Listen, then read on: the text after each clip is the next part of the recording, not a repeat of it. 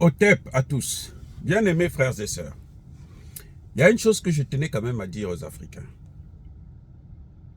qui me semble être importante, que beaucoup parmi nous ne sont pas en train de constater. En fait, mine de rien, Vladimir Poutine est en train de nous donner une opportunité incroyable. Vladimir Poutine est en train de nous aider d'une manière, mais alors, c'est formidable. C'est-à-dire que ne voyez pas la guerre en Ukraine.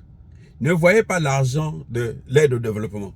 De toutes les façons, l'aide au développement, là, c'est l'aide au sous-développement. Ça ne nous a jamais développé. Ça nous sous-développe. Oui.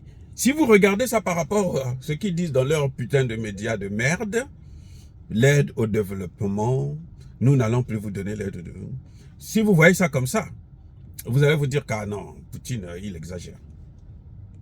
Mais en réalité, là, Poutine est en train de nous aider d'une manière.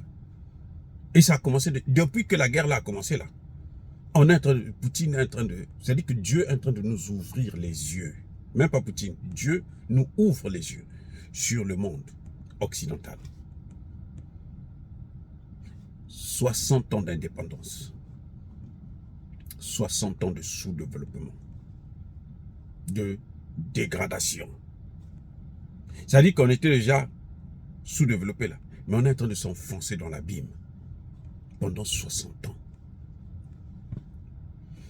Un pays comme la Hollande, comme la Hollande, parmi les premiers pays à légaliser la drogue. Vous comprenez? Légaliser la drogue. Vous savez pourquoi ils ont légalisé la drogue? Vous croyez que c'est parce qu'ils veulent soigner des gens? On vous a déjà dit que la drogue soigne? Vous avez déjà vu ça? Un drogué qui se fait soigner avec la drogue.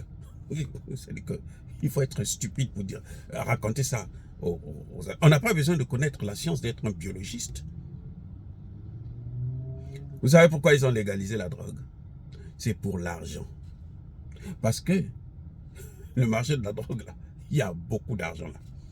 Pour blanchir l'argent de la drogue, ils ont légalisé la drogue. Comme ça, les gens vont consommer encore plus. La Hollande.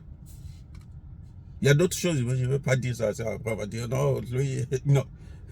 Pour ne pas qu'on me fasse des problèmes. Maintenant, avec 1 milliard qu'elle donne à l'Afrique par an,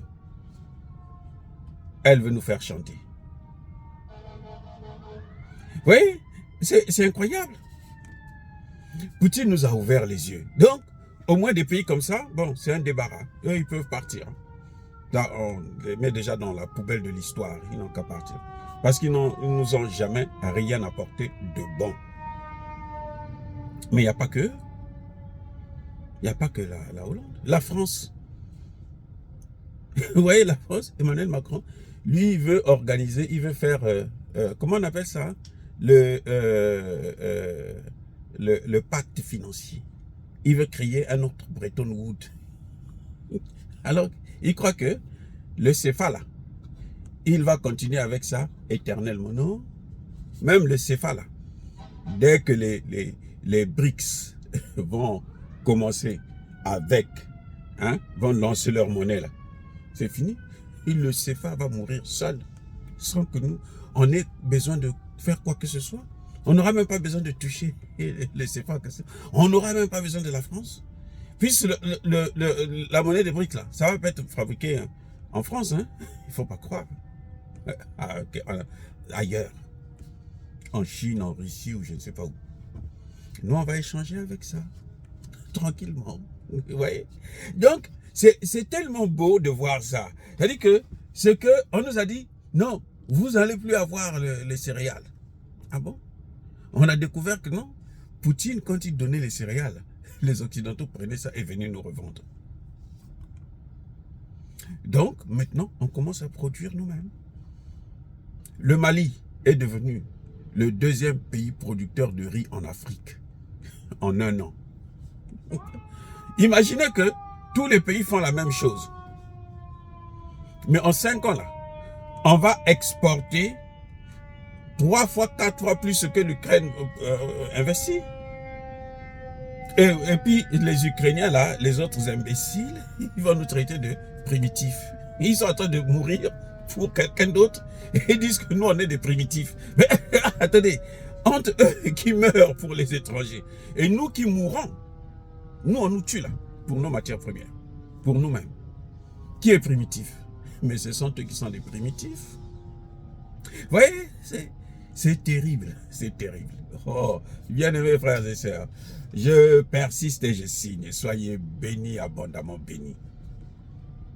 Je voulais tout simplement faire remarquer ce phénomène-là, où les gens, c'est-à-dire que les gens qui croyaient que nous, on dormait, que nous, on ne pouvait pas vivre sans eux, aujourd'hui, ils savent que, en fait, ce sont eux qui ne peuvent pas vivre sans nous.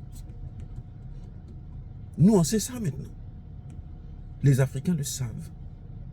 Nos dirigeants maintenant le savent. Donc, quand ils prennent des sanctions, là, les États-Unis prennent des sanctions, non.